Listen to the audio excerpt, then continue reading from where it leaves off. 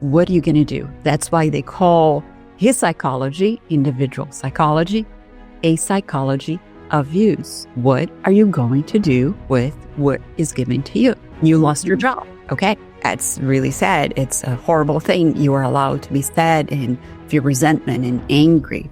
All those feelings are normal. How is this going to help you in the future?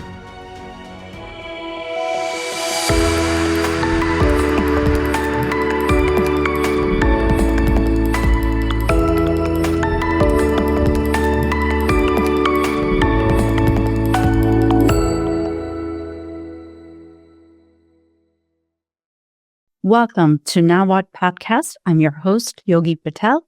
Today, I have the pleasure of speaking with Fernanda Lee. She's a local San Diegan, and she has been passionate about learning. She holds a master's in education. She's worked for various banks, such as Bank of America, Accenture, and investment brokers. And then later, after she had her children, she delved into being a positive discipline trainer, now a lead trainer for the Positive Discipline Organization. She's appeared in numerous television shows and has 2 children who she has raised with positive discipline. She's currently taking her master's in Adlerian psychology. So she's a lifelong learner and she has accomplished a lot. She supports teachers, parents, leaders. She's worked in many different countries, including Brazil, Portugal, Luxembourg, to name a few. Most importantly, she is a passionate individual who loves to talk about how we can support ourselves and others. And today, our topic is about a book, Courage to be Imperfect. What does it mean? In Adlerian psychology and basis A inventory, which Fernanda and I had a pleasure of taking not too long ago. So stay tuned. This conversation is definitely going to be empowering, encouraging, and most importantly, it's going to help us really, truly understand how we can be joyful from within and what are some of the steps that we can take. Fernanda, thanks for being here today. I'm honored. Thank you, Yogi. You're a good friend, and I admire your work too.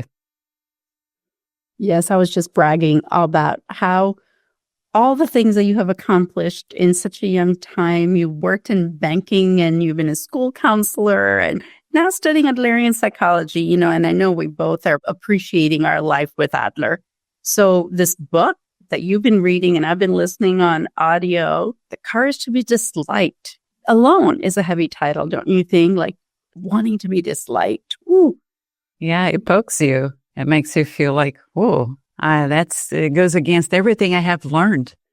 My culture as well. So I grew up, how we function in society. We're raised to get along with whatever the societal values are. And then when we listen to this book, it just is transformative. It takes that weight off, right? It just takes that pressure off. So before we even begin, Fernanda, what is Adlerian psychology and what are the foundational principles? Okay, Adlerian psychology was created by Alfred Adler. He was an Austrian who was in the same part of the Freud's group of the meetings of Wednesday night. And for 11 years, they shared some ideas together, even with Jung. And at one point, he decided to read his masculinity protest and said that women are just perceived inferior because they don't have the same opportunities, not because they have some kind of organ that is not capable of performing. It's just they were not giving the opportunity to show how good they are. Can you imagine? 1911, the historical context, the room full of men wearing their fancy suits and the round glasses. It was like the whole place went down. Just like, no, we don't want that. I think he was one of the first feminists. So he left the group together with 5 other people. He decided to create his own psychology called individual psychology. It is a psychoeducational. It is present, future oriented, and it's a brief approach. American Psychological Association has tons and tons of research of his work. It is so manageable, so accessible. He didn't use a lot of very fancy words. He wanted to be equal to his clients. He believed that men and women were equal. Children and parents were equal. He worked and served very low socioeconomic families and also people with disabilities in the circus near the neighborhood where he established his practice. And he felt that even if you have a disability or some kind of situation, you still are worthy of being equal as far as dignity and respect. And those ideas, Yogi, are so valid today. So we are talking about more than 100 years of visionary work that today for us feels like, yeah, kind of, we know that. But can you imagine at that time to be able to be the spokesperson to share ideas of equality as far as respect and dignity? We're ahead of his time. And I commend him for that. Adler was definitely ahead of his time. You know, we're looking at social justice opportunities in the current years. You worked in school and counseling, and we're always trying to make sure our students and in our workplace, we all have certain values. To imagine these scientific groups that formed, you know, Maria Montessori was born 1870, around the same time as Dr. Adler. Jung, you have Freud, you have all of these scientists coming together on these Wednesday groups.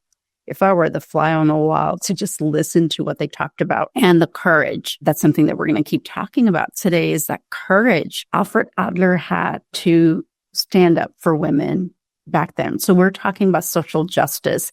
He was the pioneer male social justice guru that wanted social equality. He had Rickett himself. And he realized when we have certain disposition, the beliefs that we make, that is really important. And Freud at the time was talking about the fact that, you know, when there is a trauma or something that happens, it impacts your life in the future. What Adler didn't believe that. Adler believed something more. Can you speak to Adler's way of embracing, sure, early childhood experiences matter, but how did he encourage people and say, you're not stuck because of your childhood? Right. So being in a master's program in psychotherapy, I studied 12 plus different theories. And one of the things that we say is that you cannot separate the theorist from the theory. You have to understand that the person that created and conceived those concepts and the interventions and the way to approach has a lot to do with your own personal history. And for Adler, as you mentioned, he had rickets. He actually saw his brother dying. He had pneumonia. He was driven by 2 cars twice. So he got into an accident, even though he heard from his own father and the doctor talking at a closed door. Well, this boy has no future. I mean, prepare for him to die. Can you imagine you as a child, so impressive and susceptible to anything you hear from, especially from your parents or from a doctor, and still rise from the occasion? And why is that? Because he observed having brackets, being in a wheelchair, watching his brothers playing outside, throwing ball, running, and you cannot do that. You can then have a choice. Well, you can feel like, yes, I'm inferior, it's all my fault. God is punishing me. This is what I deserve. I am unlovable, unworthy. That's my destiny. And you have another option. You say, yeah, that's what's happening to me. And I still can choose to use this situation to something, to do good, to rise from this difficult situation. So his story of personal life, of overcoming difficulties, is that where the courage comes from. So if we see the Latin word courage comes cor, right at the heart, the cordial, using your chest. And you only know how courageous you are if you actually go through difficulties. If life is too easy, you have tons of money in your bank account, your children say good morning and they do homework, and your boss loves you, and your mother-in-law, she calls you to ask you if you need something. I mean, in a life like that, you don't need courage. right? Everything's going well. This is so fictitious, right? That it doesn't exist. We show we are courageous when we go through setbacks and difficulties. That's when courage really can be exercised. And in Adler's life history, he had so many different events. It was not just one. Can you imagine seeing your brother dying in the same room? Can this be traumatizing? It can, but he chose not to. So his whole philosophy, theory, was based on it's not what happened to you. It's the meaning you attached to what happened to you. Yes, you cannot erase your brother dying. You cannot erase a diagnostic, but what are you going to do about that? And that question is kind of one of the pillars of his theory. What are you going to do? That's why they call his psychology, individual psychology, a psychology of views. What are you going to do with what is given to you? You lost your job. Okay. That's really sad. It's a horrible thing. You are allowed to be sad and feel resentment and angry and have dreams of going back to the office and saying a bunch of things that you never said the last 5 years. All those feelings are normal. Even if you do that, how is this going to help you in the future? So one of the pillars is courage. One of the pillars is the past doesn't determine you. It's what you are going to decide what to do as from now on. So it's a future goal-oriented psychology. And it is a psychology of views. So it's quite different in being stuck in certain stages of life. Rather, this is a lot about movement that Adler speaks about. And one of the things in the book, it talks about happiness and courage to be disliked. In society, often in workplace, in our family, or in our marriage, we want to be liked by others. And in this book, Adler speaks about the fact that courage that comes from when you go through that not being disliked. So sometimes we compensate. So it could be the education level, and we keep ourselves from growing. So how can we encourage others who are listening? So what's your takeaway from the book when you read these chapters about courage to be disliked? For me, the way it landed was, wow, you literally have to be so vulnerable to go out there and not go with the norm, like you explained. He stood up in front of everyone. So let's say, for example, so I'm speaking a lot of different things, but what I have in mind is, let's just take an example of workplace. When something you believe is one way, but everyone else thinks about this situation or problem to be solved in a different way. But your core belief or core value tells you that you want to do something different. And how could courage to be disliked come through here for this individual person in a workplace? Oh, love this question. Well, another pillar of Adlerian theory is competition versus cooperation, is the mindset that you are going to speak about this value of yours, this idea that is so different. So if you go with the mindset of competition, just like I have the best idea that nobody else thought about, and I'm going to convince you, the whole group of men, of women, those who have been here many more years than I am, I'm going to convince you. So you go into a competition. It could be a really good idea. It can make a whole lot of difference. But the way you deliver, the way you thought about, the way your mindset is set up, you come out as a competition. Remember, Adler is all about equality as far as dignity and respect. We are so different. I have to open a parenthesis here. I promise I will come back. Individual psychology is the name of his psychology. I know it's called Adlerian psychology here on the book, and we use this intertwined. Individual psychology, Adlerian psychology is the same thing. Individual comes from the Latin indivisible. You cannot separate the individual from his social context. I cannot separate my hair from my whole body. I cannot separate a feeling from my whole body. I cannot separate, the narrative I have from my past from my life, my style of life. So it's all interconnected.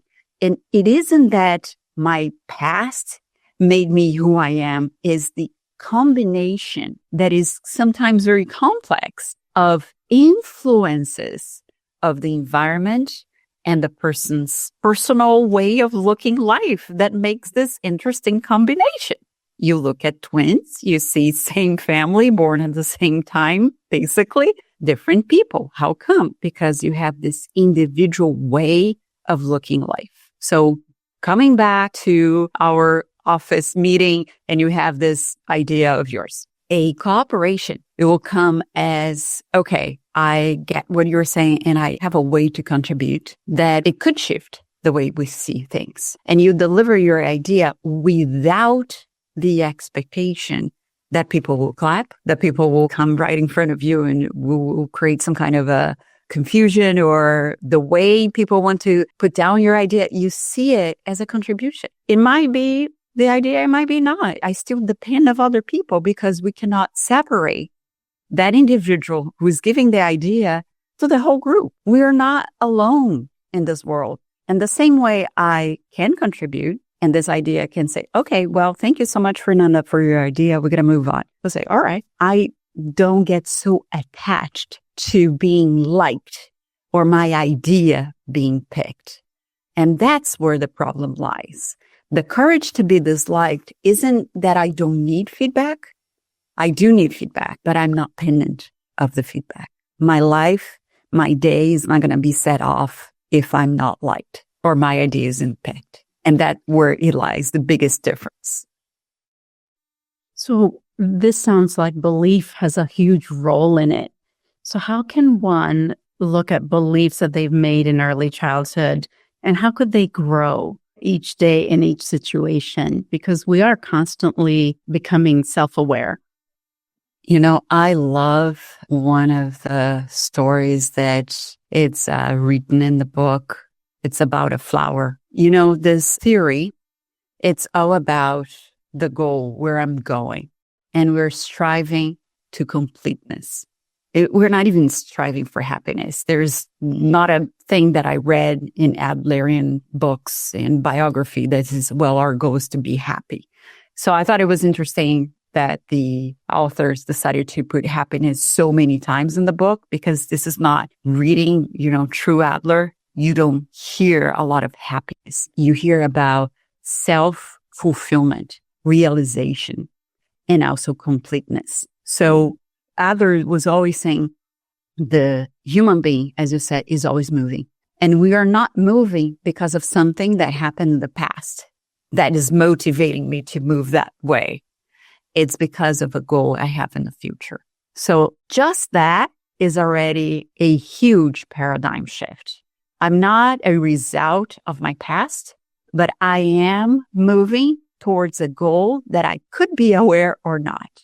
And then when we look at childhood, we see, a lot of things that happened in my childhood. It was tough. I had trouble with certain things. I didn't receive certain things that I needed to receive. And that hurts. And you can be stuck on that hurt because it serves you a purpose. If I'm hurt and I show how hurt I am, other people will give me attention. So I'll never give up on my hurt. I will continue to feel like, I had this father who beat me and, because of that, people need to speak softly to me. Please don't yell. This person is gaining something to protect her from what she's going, or he's going. So it's always that goal that we don't see it.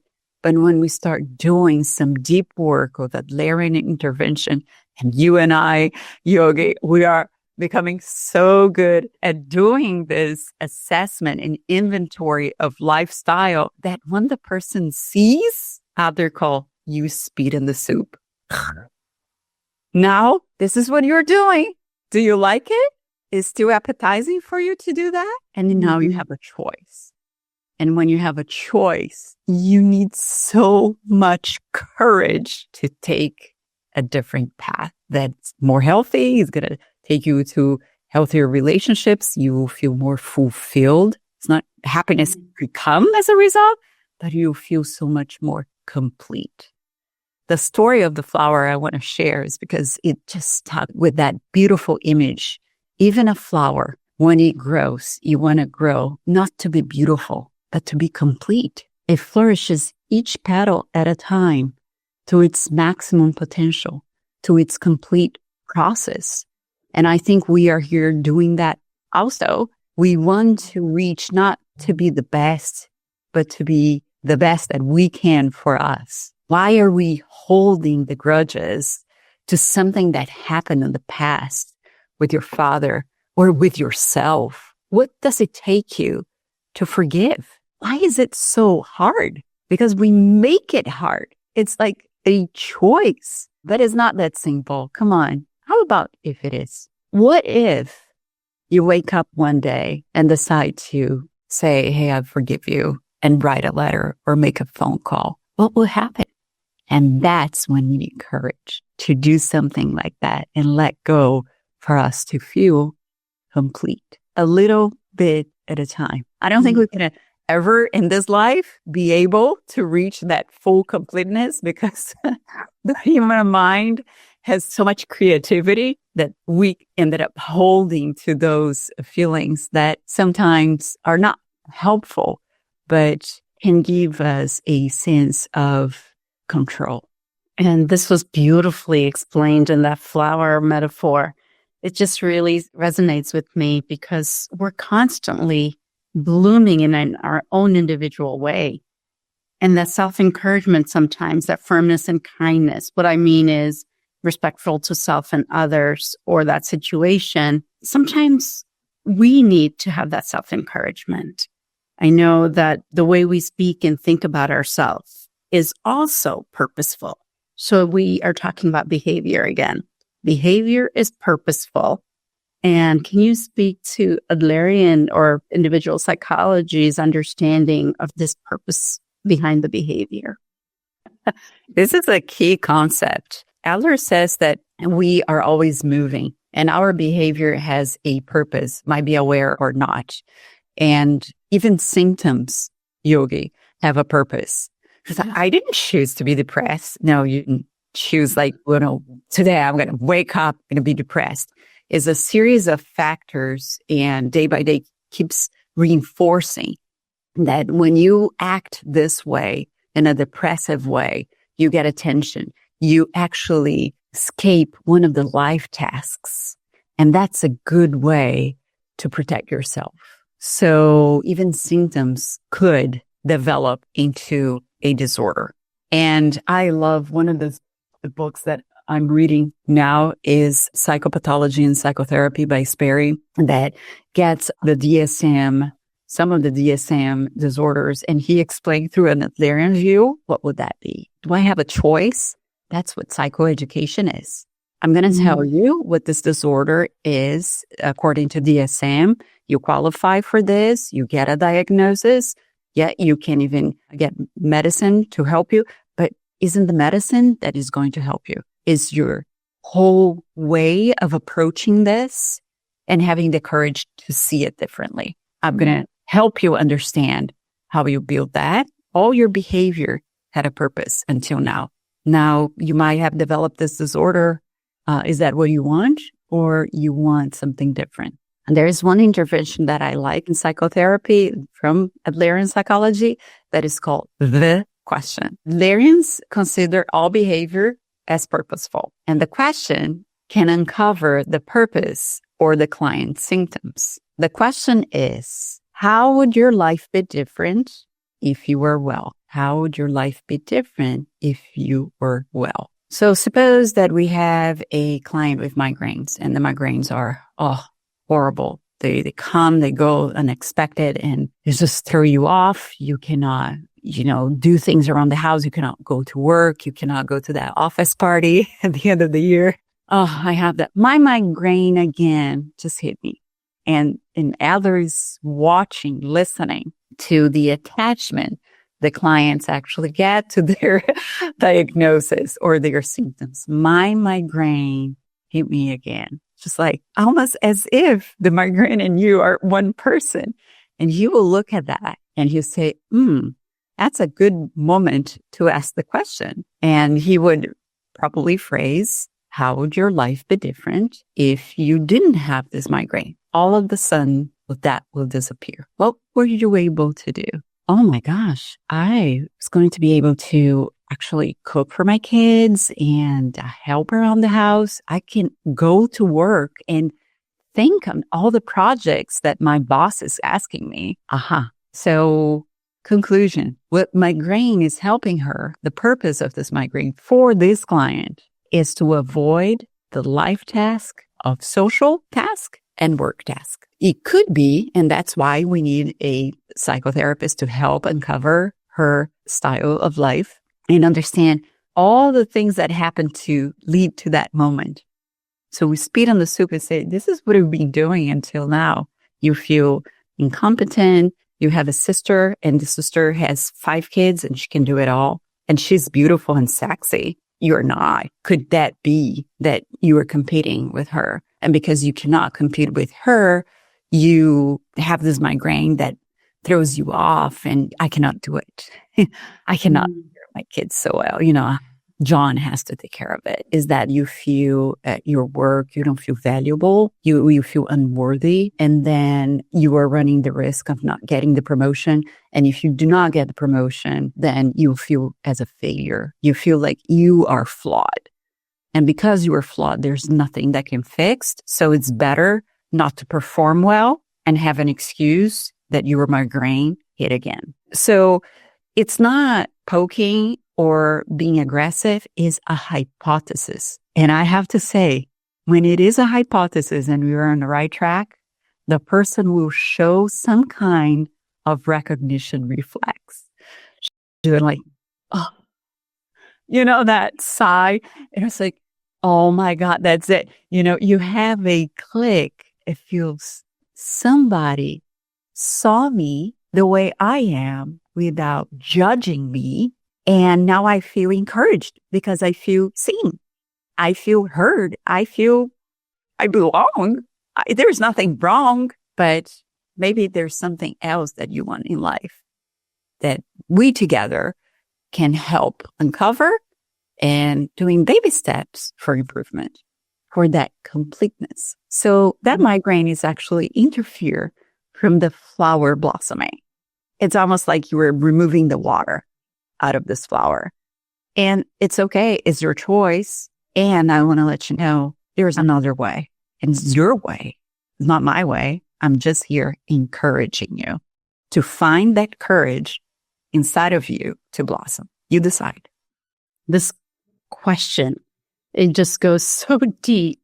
And I know because it's been used on me. And I love how the transformation happens because you think you were really understanding yourself. But then when you really delve into it, you're like, I was getting something out of this. And thank you for explaining it so beautifully and allowing us to become free and that happiness that we're talking about.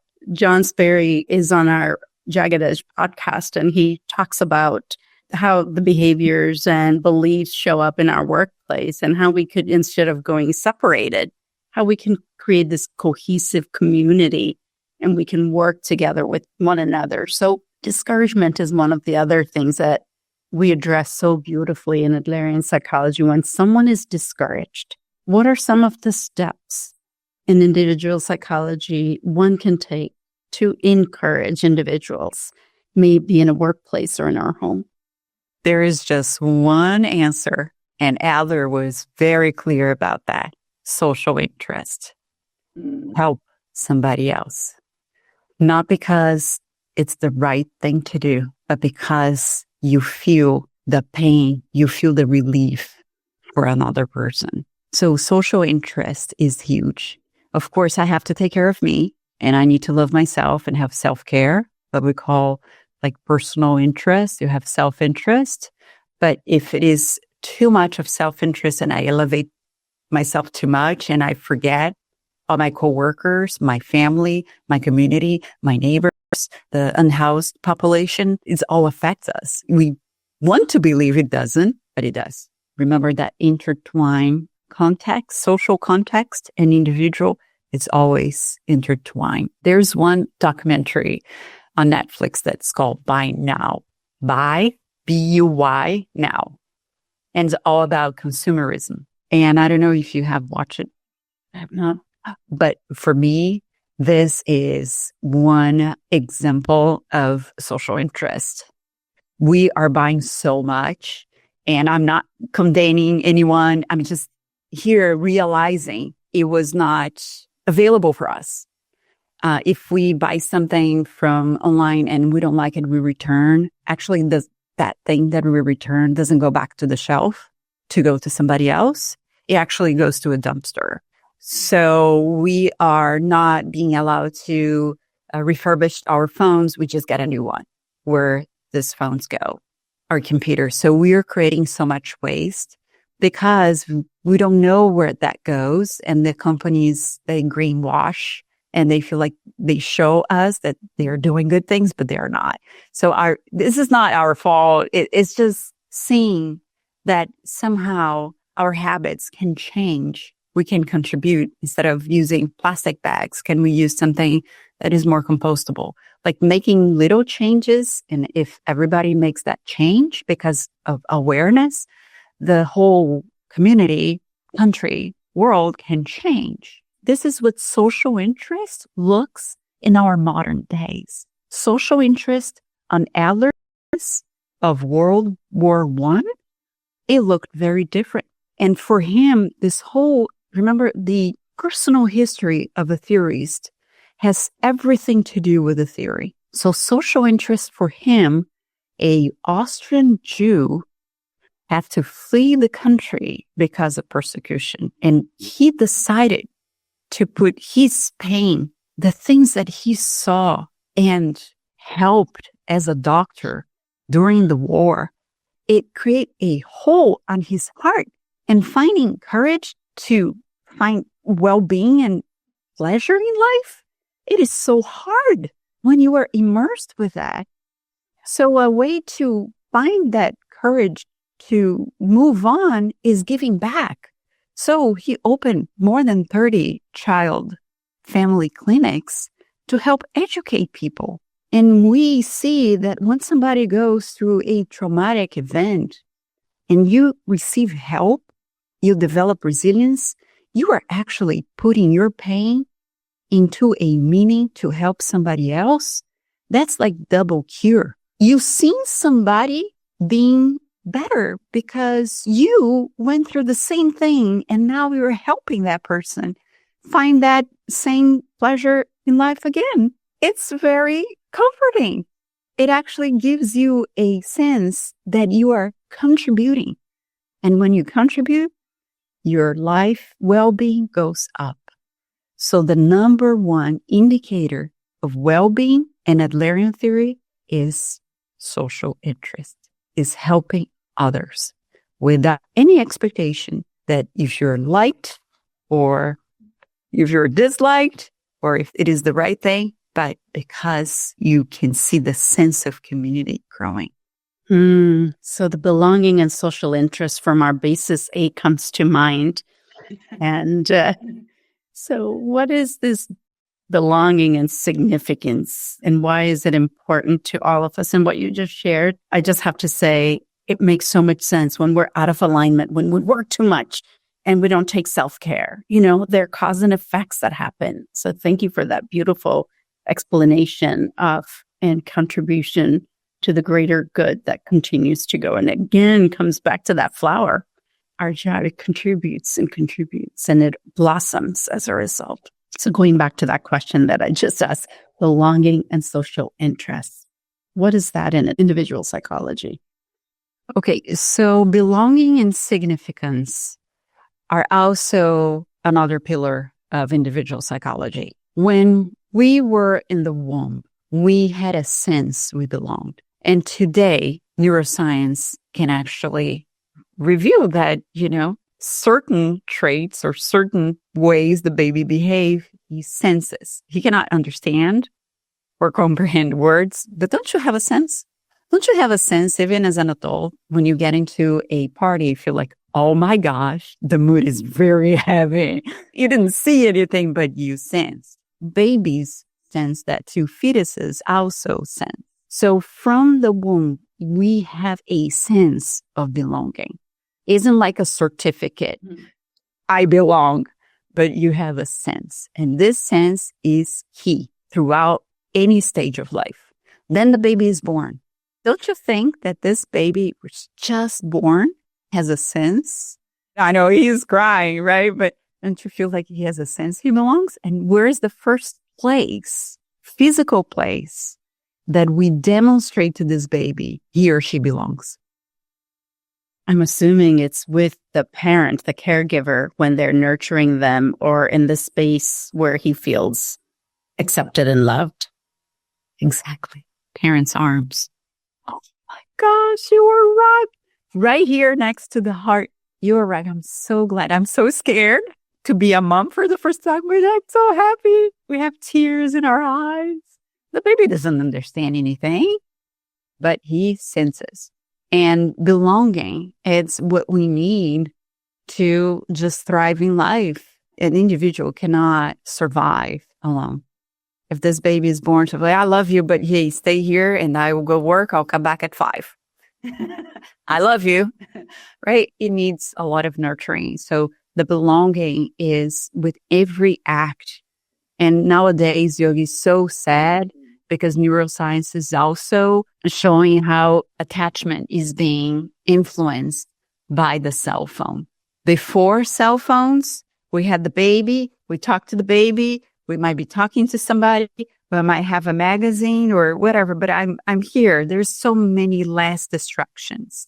But now the baby's head is here and I have this here. So I just cut the connection. And that can really jeopardize secure attachment. You can have insecure, you can have confused attachment just with the fact that you cut the connection because the baby isn't receiving just milk, is receiving the sense or being confirmed, the sense that I belong. And babies are so much more susceptible to that sense of belonging. So belonging is throughout lifespan. Then this baby grows, is going to try to do all sorts of tricks, will break things, will make, the parents totally berserk, right? You have kids, they're older now. Don't you think your kids like to hear, I love you, I thought about you when I saw this article I'm sending you? Or I send a text, hey, I'm just thinking about you today. I want to know how you are. It's all belonging. We don't have to talk every day, but it's another dose that I'm still thinking about you. We're connected some way and you're important to me. Then we have parents. They're older now. Don't you think that they feel that they want to belong in this world? And the problem is that when we have a sense that we don't belong and looking about like our elderly parents or more mature parents, sometimes they feel they don't have more significance in life. They retired. They are not in the workforce. Their kids are grown and gone. And what am I going to do? I was just like, my purpose in life was to take care of you. You don't even call me anymore to even watch your grandkids or my grandkids. But still, the sense of belonging is being jeopardized because of that lack of connection. And I think when we don't have the sense of belonging and we don't have a sense that we are significant or important, then that's when we start misbehaving. That's when the discouragement comes. A discouraged person, it's a person who will misbehave. And we see misbehavior as is a naughty thing, but it actually is a sign I lost the connection with me, with you, and with the world. So why am I here? I'm going to find connection some other way. And one way is to call undue attention. Rudolf Dreikers thought about 4: undue attention, power, revenge, and assumed inadequacy. And we see this in kids, in teenagers, and adults, and our parents or grandparents. Nobody is excused from this because what makes us human is this need, universal need for belonging and significance. And we might find this in a constructive way or in a destructive way. Absolutely appreciate this topic because when someone is discouraged, we usually want them to get over it or to fix it or to assign blame. Like, I can't believe they're behaving this way. And what are some of the ways when they're going through this challenge? What is the medicine? What is something that's going to help them by us understanding this misbehavior as something different than misbehavior. Right. So Adler, again, he has one way, encouragement. There is no other way. Encouragement is the key for social problems and to reignite belonging and significance. And encouragement can look in so many different ways, although it's just one word, is encouragement. It's open the space for somebody else to find the courage. I cannot go to you and say, oh, Yogi, yes, you can do it. I can, cheerleader you and say all those wonderful things. But if your mindset, your lifestyle, your whole schema is still like, I'm a failure, I can never say like that. I can never do that. I can never do perfectly like her. It doesn't get into synchronicity to your lifestyle. So in order to be heard, you need to be understood. And encouragement does that really well because it doesn't have a formula. You actually need to be present, feeling with the other person, seeing with the other person, hearing with the other person, and feeling what you were feeling with the other person. There's nothing more human than that. We often compare ourselves, as you brought up earlier. Sometimes, it's human nature. And in Basis A with Susan Belangi, and she talks about in her training, even in the twin studies, no twins have the same personality. Can you share a little bit about that? Understanding ourselves. Because I know you and I really felt encouraged knowing exactly our early childhood blueprint. And now knowing that, how we can really move forward. So it doesn't define us, but it's just a roadmap to what we can be. So talking about no one is the same, let's take that theme and share a little bit more about it. That's lovely. So Adler believed in the creative power of self. We are so creative that we can have different interpretations even from this podcast. Some people are listening and are saying, oh my gosh, I'm so glad I tuned into this. Some people are listening and feel like, this is uncomfortable because it's touching on something deep inside and better to avoid.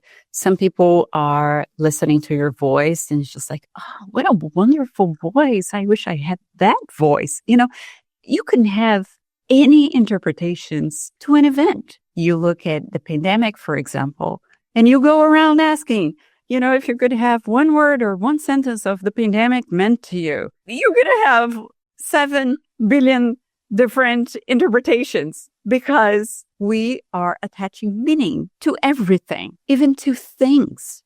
And Adler perceived that as human beings attach meaning to everything. So isn't the mother, isn't the father, isn't the money, isn't this mug? It's not that. It's how you perceive that and attach the meaning to that. So when you have twins were born practically on the same family constellation. The house was the same. It didn't change. Nobody got a bike first. You didn't have an older brother to compete. You were the first child or you were the fourth child. And now this house is different, even though it's the same mom and dad. They arrived at the same situation. So they will perceive life in different ways. And what Adler said is that you are going to perceive life using your senses. What do you see? What did you hear when you were a kid? And this is just without any attachment of judgment. Just like there was a voice. Your house was noisy or was quiet. And then we'll go into meaning attachment. When it was noise, did you like or you didn't? Was your father's voice warm and soft and mellow? Or it was aggressive and loud and created a lot of friction? So we perceive through our senses, the 5, but we attach meaning in a very creative way. That's why you can have twins saying, what happened? One will have version 1, one will have a version 2, and both are right. And then when we have a client and we're looking through Adlerian techniques, we are seeing life through their lenses. And their lens is the reality. it didn't happen that way. No, it happened that way for you. And this is what you decide to hold on to your story. It's making sense to you because you feel superior. You feel good. You feel actually you can do it. Whatever it is, the meaning, we're going to try to go deeper and deeper and deeper to, is this the meaning? And then the person again will have that recognition reflex. Oh, that's it. And you don't give up until you get that recognition reflex. Sometimes the person's not ready, and we go slowly with a change process that each one has until they're ready to see. And you can only change what you see, what you recognize. Fernanda, this conversation definitely for me was very encouraging in understanding a path to happiness. And my takeaway, and it could be different from others for our listening's takeaway, but mine is happiness is by understanding different perceptions and having the courage to go with what we believe versus worrying about being liked or what others will think, and being our authentic self, contribution, understanding the balance between self-interest and contribution, and so much more. And before you go, one thing that popped up for me is you talked about the social media, the connection, being on the phone. And I know in the past I've taken a course from you where you shared about, hi, I'm addicted to social media. Tell me a little bit more about it. And is it still available somewhere if any of the listeners are interested? About the addicted about social media that I did with Jane? Yes. I don't think it is. Okay. But anyways, I hope that listeners, if something like that comes up, they can keep an eye on it, because that was a very impactful session where I became aware that I was constantly looking at every ding and I was addicted to, I had to go and knee-jerk reaction. And that mindfulness was really, really a huge key. And then a book that you've written recently about adolescent. Would you be willing to share that? So the reason we did the Addicted to Screens, it was a synchronous course. We want people to become aware, because even screens can be a scapegoat to it's a symptom to something you're trying to avoid. And what life task are you trying to avoid? Is that social? Is that intimate? Is that work? Is that spiritual? Is that with self? So even that behavior has a purpose. The addiction isn't the problem, is that you choose to go to, because you can choose to leave your cell phone in the kitchen and you go to the bedroom and sleep without it. What makes you bring it to the bedroom? Maybe you're trying to avoid an intimate relationship with your partner. You see, it's so much more than looking at the tip of the iceberg and the behavior. It's going deeper. And I wrote this book in Portuguese. It's called, I'm going to translate, Teens Don't Need Lecture. There are 12 practical strategies to educate with confidence without pulling your hair out. Em português, adolescente não precisa de sermão, 12 estratégias práticas para educar com confiança sem arrancar os cabelos. It is available on Amazon. And if you have a Brazilian or a Portuguese-speaking friend, I'm sure he or she's going to love this gift, because it's for practical strategies. It's not a lecture. I promise you that. Obrigada, Fernanda, for being on this podcast. And to our listeners, thank you for tuning in. You're listening to Now What Podcast, and this podcast will also appear on Jagged Edge, since we are talking about human behavior, human development. Again, thank you, Fernanda, for your wisdom, and I hope you'll join us again, because you are educated in a variety of ways, and we just kind of scratched the tip of the iceberg of all the information that we can possibly share. Well, it was a pleasure, and your questions were very thoughtful. Thanks, Fernanda.